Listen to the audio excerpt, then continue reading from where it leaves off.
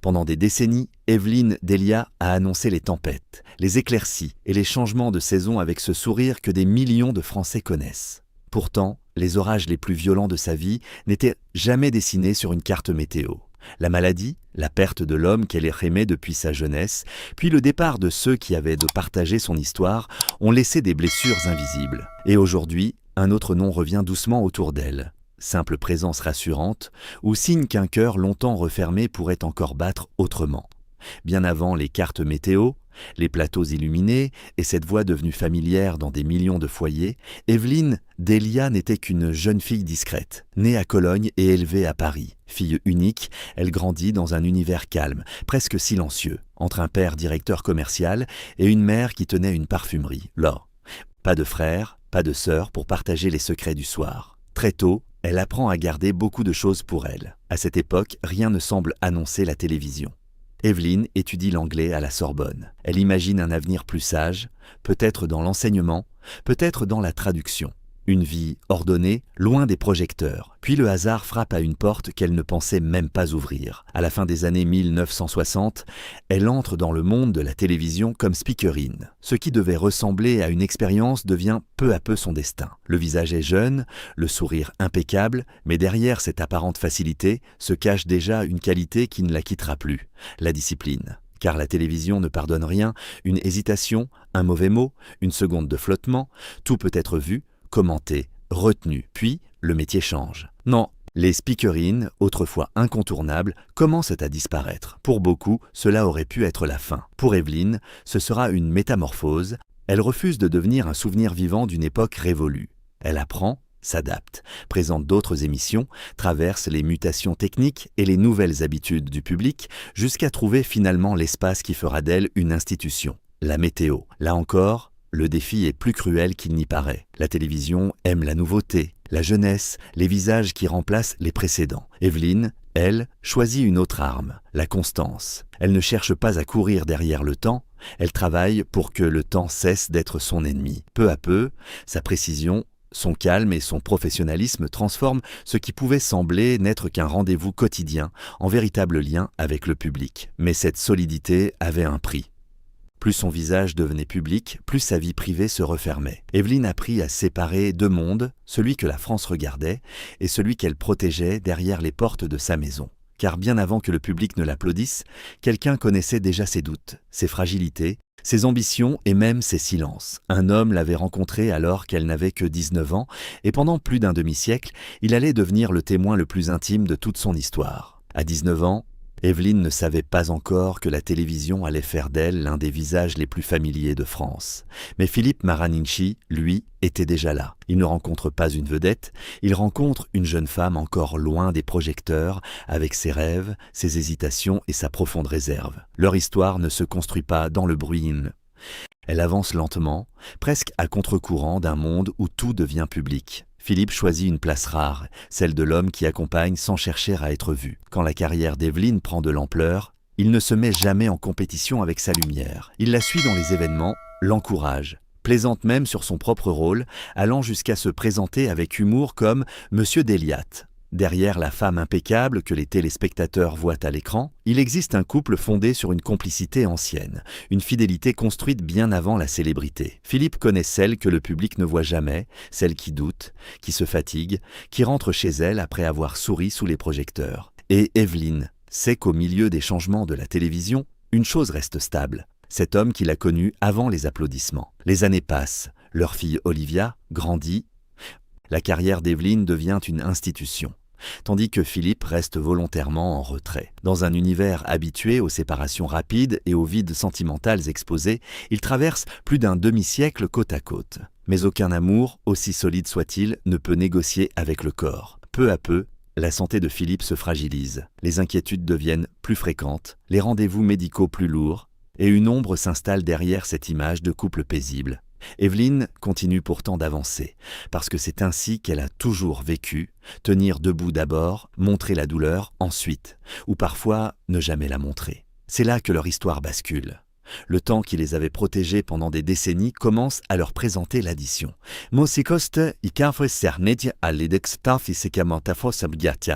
Philippe s'affaiblit, Et Evelyne découvre une autre forme d'amour, celle qui ne se mesure plus aux anniversaires ou aux souvenirs heureux, mais à la capacité de rester quand l'autre devient vulnérable. Et alors que toute son énergie semble devoir se tourner vers celui qui partage sa vie depuis si longtemps, un autre coup frappe à sa porte. Cette fois, le danger ne concerne plus seulement Philippe. Il entre directement dans le corps d'Evelyne, et en 2012, son absence soudaine de l'antenne cache une vérité que presque personne ne connaît encore. En 2012, quelque chose change brutalement. Evelyne Delia disparaît de l'antenne pendant plusieurs mois sans explication précise. Pour les téléspectateurs, habitués à retrouver son sourire presque chaque jour, cette absence intrigue. Certains imaginent de simples vacances, d'autres un problème professionnel. Mais derrière ce silence se cache une épreuve autrement plus grave. Croissant. Evelyne vient d'apprendre qu'elle est atteinte d'un cancer du sein. Fidèle à son caractère, elle choisit pourtant de ne pas transformer sa maladie en spectacle. Elle subit une opération, puis les traitements, dans la plus grande discrétion. Peu de personnes connaissent alors l'ampleur de ce qu'elle traverse. Même face à la peur, elle refuse d'être regardée comme une victime. Mais cette période devient encore plus cruelle parce qu'Evelyne ne lutte pas seulement pour elle-même. Philippe, son mari, connaît déjà de sérieux problèmes de santé. Tandis que son propre corps est affaibli par les soins, elle continue donc à porter une autre inquiétude, celle de voir l'homme de sa vie perdre peu à peu ses forces. Imaginez ce paradoxe. Une femme qui doit trouver l'énergie de se relever après une opération, affronter les traitements, contrôler ses propres angoisses, puis rentrer chez elle et tenter malgré tout de devenir un appui pour son mari. Dans ces moments-là, le courage n'a plus rien de spectaculaire. Il ressemble simplement à une personne qui se lève le matin parce qu'elle n'a pas le droit de s'effondrer. Evelyne a longtemps fonctionné ainsi. À l'écran, le public voit une femme souriante, élégante, précise, presque inébranlable. Hors caméra, la réalité est plus dure. La fatigue, les rendez-vous médicaux, la peur d'une rechute, les inquiétudes familiales, tout cela doit rester derrière une porte invisible. Cette fameuse lumière qu'elle offre au public devient presque une armure. Car lorsqu'on a bâti toute une carrière sur la sérénité, montrer sa fragilité peut sembler plus difficile encore que la supporter. Evelyne l'a souvent laissé entendre. Elle préfère avancer plutôt que s'attarder sur ses blessures. Pleurer ne change pas le lendemain. Alors, elle choisit de tenir. Après cette épreuve, elle décide cependant de parler davantage de son cancer. Elle s'engage notamment pour sensibiliser les femmes au dépistage et soutenir celles qui traversent le même combat. Son silence initial se transforme alors en message d'espoir. Elle ne raconte pas sa maladie pour susciter la pitié, mais pour rappeler qu'un diagnostic n'efface pas nécessairement l'avenir. Et effectivement, Evelyne revient. Devant les cartes météo, son sourire semble presque identique. Pour beaucoup de téléspectateurs, la parenthèse est refermée. Pourtant, dans sa vie privée, rien n'est vraiment revenu comme avant. Elle a réussi à vaincre son propre combat. Mais celui de Philippe continue. Les années passent, son état devient plus fragile et Evelyne comprend une vérité terrible. On peut parfois lutter contre la maladie qui nous touche, mais on reste impuissant devant celle qui emporte lentement la personne que l'on aime. À partir de ce moment, chaque année passée ensemble prend une autre valeur. Chaque anniversaire devient plus précieux. Chaque moment ordinaire ressemble presque à un sursis. Et derrière le sourire de la présentatrice, une peur commence à grandir en silence. Celle du jour où Philippe ne sera plus là. Le 11 avril 2017, le temps s'arrête pour Evelyne Delia. Après plus d'un demi-siècle de vie commune, Philippe Maraninchi disparaît. Pour le public, c'est la mort du mari d'une grande figure de la télévision. Pour elle, c'est bien davantage. C'est la perte de l'homme qui avait connu la jeune fille avant la célébrité, le témoin de ses rêves, de ses victoires et de toutes ces années qu'aucune caméra n'avait filmées. Cette disparition n'arrive pas comme un éclair dans un ciel bleu. Depuis longtemps, la santé de Philippe s'était fragilisée. Evelyne avait vu l'homme de sa vie devenir plus vulnérable, avait appris à vivre avec l'inquiétude, à mesurer la valeur d'une journée calme, d'un repas partagé, d'un simple regard. Mais savoir que le temps est compté ne prépare jamais au silence qui suit l'absence. Elle s'éloigne alors de l'antenne. Pour une femme qui a toujours refusé de montrer ses blessures, ce retrait dit déjà l'immensité du choc. Cette fois, il n'y a rien à combattre, rien à réparer. Il faut apprendre à rentrer dans une maison où manque celui qui y était depuis presque toute une vie. Philippe n'était pas seulement son mari, il était la mémoire vivante d'Evelyne. Il connaissait celle que la France n'avait jamais rencontrée. Celle qui doutait avant un direct, celle qui pouvait être épuisée, celle qui n'avait pas besoin de sourire pour être aimée. Le perdre, c'était perdre un refuge, mais aussi une partie de son propre passé. Et pourtant, Evelyne finit par revenir. Le visage est digne, la voix maîtrisée. Beaucoup y voient du courage. Mais revenir travailler ne signifie pas que la douleur est terminée. Cela signifie parfois seulement que l'on a trouvé une manière de marcher avec elle. Ses collègues comprennent ce qu'elle traverse. Parmi eux, Louis Baudin, autre visage de la météo sur TF1, connaît le poids de cette histoire. Il a déjà exprimé son admiration pour le couple formé par Evelyne et Philippe. Il sait qu'aucune présence ne peut simplement remplacer un amour construit pendant plus de 50 ans. Après la mort de Philippe, Evelyne protège davantage sa vie privée. Aucun nouveau compagnon n'est présenté au public, aucune déclaration ne raconte un nouveau départ sentimental. Comme si une porte s'était refermée, parce que certaines histoires laissent une empreinte trop profonde pour être effacée. Les années passent, Evelyne continue de travailler, de sourire, de porter cette élégance qui ressemble parfois à une discipline de survie. Puis, bien plus tard, au moment d'un autre deuil, une présence familière réapparaît près d'elle. Et soudain, une question commence à circuler. Simple fidélité entre collègues ou signe qu'après tant d'années, le cœur d'Evelyne a peut-être laissé une porte entrouverte? Le 28 janvier 2025, un nouveau coup frappe Evelyne Delia. Catherine Laborde meurt à l'âge de 73 ans, après des années de lutte contre une maladie neurodégénérative. Pour le public, Catherine était l'un des visages les plus aimés de la météo. Pour Evelyne, elle était bien davantage. Une collègue de presque 30 ans, une complice, une femme avec laquelle elle avait partagé une époque entière de télévision. Lorsque Evelyne avait dû s'éloigner de l'antenne pour combattre son cancer, Catherine avait été l'une de celles qui avait permis à la machine de continuer à tourner. Leur relation dépassait donc largement le simple cadre professionnel. Elles avaient traversé ensemble les changements de TF1, les années de succès, les transformations de la météo télévisée. Mais aussi cette étrange sensation de voir peu à peu disparaître les visages d'une génération. Après la mort de Catherine, Evelyne apparaît bouleversée, sa voix reste maîtrisée mais l'émotion traverse le masque. À cet instant, quelque chose devient visible.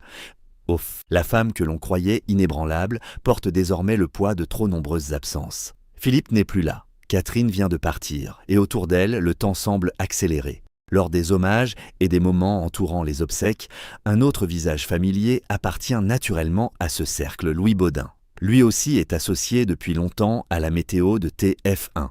Lui aussi connaît cette maison, ses couloirs, cette génération, ses habitudes que le public ne voit jamais. Et c'est précisément là que les regards commencent à changer. Pourquoi son nom revient-il si souvent lorsque l'on parle d'Evelyne dans ces moments sensibles ? Pourquoi leur proximité professionnelle intrigue-t-elle autant? Pourquoi certains spectateurs imaginent-ils qu'au-delà du respect et de l'amitié, quelque chose d'autre pourrait avoir trouvé sa place? Il faut revenir à ce qui les relie réellement. Louis connaît Evelyne depuis longtemps.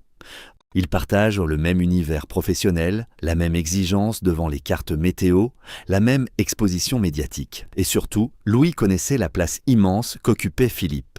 Il avait même exprimé son admiration pour ce couple et pour cette histoire construite pendant plus d'un demi-siècle. C'est peut-être justement ce détail qui rend l'hypothèse si troublante. Un homme qui comprend la profondeur d'un ancien amour pourrait-il, un jour, devenir celui qui accompagne l'après? Mais il existe une frontière dangereuse entre ce que l'on voit et ce que l'on imagine. Une présence à un enterrement ne raconte pas une histoire d'amour. Une complicité professionnelle ne constitue pas une déclaration. Pourtant, lorsqu'une femme aussi discrète qu'Evelyne laisse rarement entrevoir sa vie privée, le moindre geste, le moindre regard, la moindre proximité devient un terrain fertile pour les suppositions. Alors la question demeure: Louis Baudin est-il simplement un collègue fidèle, un ami qui connaît ses blessures, ou représente-t-il quelque chose de plus intime dans une vie que l'on croyait définitivement refermée sur le souvenir de Philippe?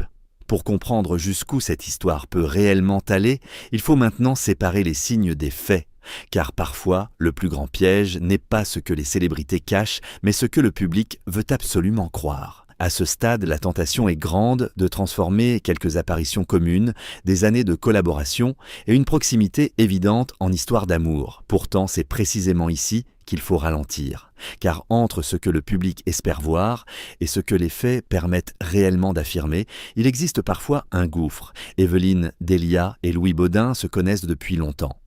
Ils appartiennent au même univers, celui de la météo télévisée, des directs, des horaires exigeants, de cette étrange vie où l'on entre chaque soir dans des millions de foyers sans jamais vraiment montrer sa propre intimité. Cette proximité professionnelle est réelle. leur respect mutuel aussi. Mais cela suffit-il pour parler d'amour? Jusqu'à présent, aucune déclaration publique solide n'est venue confirmer qu'Evelyne et Louis forment un couple. Aucun des deux n'a présenté l'autre comme un nouveau compagnon. Aucune parole claire n'a permis de franchir cette frontière entre l'amitié, la complicité professionnelle et une relation sentimentale. Tout le reste appartient donc au domaine des suppositions. Et un détail rend même cette histoire plus complexe encore. Louis Bodin connaissait profondément la place de Philippe dans la vie d'Evelyne. Webb. Après sa disparition, il avait parlé avec admiration de ce couple, de cette fidélité qui semblait presque appartenir à une autre époque. Il savait que Philippe n'était pas simplement un mari.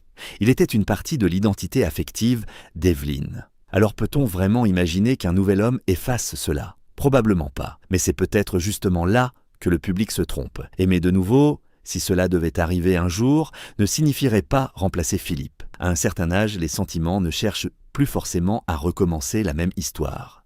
Ils peuvent prendre la forme d'une présence, d'une confiance, d'une personne capable de comprendre les silences sans demander qu'on les explique. Après plus de 50 années partagées avec le même homme, Evelyne pourrait-elle seulement aimer comme lorsqu'elle avait 19 ans? Rien n'est moins certain. Le temps transforme tout, même la manière d'avoir besoin des autres. C'est pourquoi la véritable question devient peut-être différente. Louis Bodin est-il son nouvel amour? Ou avons-nous simplement besoin, nous spectateurs, d'imaginer une lumière au bout de toutes les épreuves qu'Evelyne a traversées? Car après le cancer, la longue fragilité de Philippe, sa disparition, puis la mort de Catherine Laborde, il serait presque rassurant de croire que quelqu'un est venu prendre sa main. Mais une belle histoire n'a pas besoin d'être inventée pour être émouvante. Peut-être que Louis n'est qu'un ami fidèle. Peut-être qu'il représente une présence précieuse dans un monde devenu plus silencieux. Peut-être aussi que certaines choses appartiennent uniquement à Evelyne et qu'elle a gagné le droit de ne pas les expliquer. Une certitude demeure pourtant. Son cœur n'est pas un espace vide attendant qu'un homme remplace Philippe. Il contient déjà plus d'un demi-siècle de souvenirs, de blessures, de fidélité et de gratitude. Et c'est là que l'histoire dépasse enfin la rumeur. Car le véritable mystère n'est peut-être pas de savoir qui partage aujourd'hui la vie d'Evelyne, mais comment une femme qui a perdu tant de choses trouve encore la force de regarder demain avec le même sourire. Avec le temps, Evelyne Delia a vu disparaître bien plus que des collègues, elle a vu s'éteindre une époque entière. Catherine Laborde n'est plus là, Philippe non plus, et d'autres visages qui avaient accompagné les débuts de la télévision française ont, eux aussi, quitter la scène. Chaque départ semble emporter avec lui un morceau de cette jeunesse où tout paraissait encore possible. À la fin de l'année 2025, la disparition d'Evelyne Leclerc vient encore renforcer ce sentiment. Elles appartenaient à une génération de femmes qui avaient un peu vu la télévision se transformer sous leurs yeux, passer d'un univers presque artisanal à une machine nationale capable d'entrer chaque soir dans des millions de foyers. Aujourd'hui, ceux qui ont connu cette époque deviennent de moins en moins nombreux. Evelyne, elle, continue pourtant d'avancer, son visage est toujours là, son ton reste calme, sa présence rassure encore, mais derrière cette constance, il y a peut-être une solitude que le public ne mesure pas. Vieillir, ce n'est pas seulement voir son propre corps changer, c'est aussi regarder disparaître les témoins de ce que l'on a été. Et puis, il existe une autre inquiétude, plus vaste encore, presque impossible à contenir dans une histoire personnelle.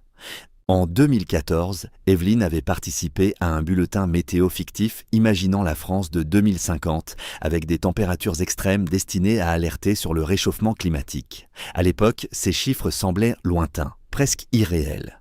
Mais quelques années plus tard, la réalité a commencé à rattraper la fiction. Des records de chaleur ont été battus bien avant l'échéance imaginée. Pour une femme qui a passé sa vie à observer le ciel, les cartes et les anomalies, cette évolution ne peut être anodine. Elle sait mieux que beaucoup que certaines alertes ne sont plus des scénarios, elles deviennent notre présent. Et soudain, toute sa vie semble contenue dans cette étrange contradiction. Evelyne a consacré sa carrière à prévenir les autres de l'arrivée des tempêtes, mais aucune carte ne lui a annoncé son cancer et aucun modèle n'a pu lui dire quand Philippe partirait. Ponctuation marquée. Aucun bulletin n'a prévu la disparition de Catherine, ni le lent effacement d'une génération entière. Peut-être est-ce pour cela que son sourire touche encore autant. Il n'est plus seulement professionnel. Il ressemble à une réponse silencieuse au temps qui passe. Une façon de dire que l'on peut perdre beaucoup sans perdre entièrement la lumière. Quant à Louis Bodin, qu'il soit simplement un ami fidèle, un collègue proche ou quelque chose de plus intime, la vérité appartient à Evelyne. Et finalement, ce mystère devient presque secondaire. Car le véritable miracle n'est peut-être pas de savoir si un nouvel amour est entré dans sa vie, mais de voir qu'après tant d'absences, tant de blessures et tant de saisons traversées, Evelyne Delia continue encore à regarder l'horizon comme si demain pouvait malgré tout offrir une éclaircie. Evelyne Delia n'a jamais eu besoin d'effacer le passé pour continuer d'avancer. Vraiment, Philippe restera l'amour d'une vie, gravé dans une histoire que personne ne pourra remplacer. Et si un jour un nouveau lien vient éclairer ces années, il ne trahira rien de ce qui fut. Car après la maladie, les deuils et les silences, Evelyne nous rappelle une vérité simple. Survivre ne signifie pas oublier. Cela signifie apprendre à marcher avec ses blessures, tout en gardant les yeux tournés vers la prochaine éclaircie.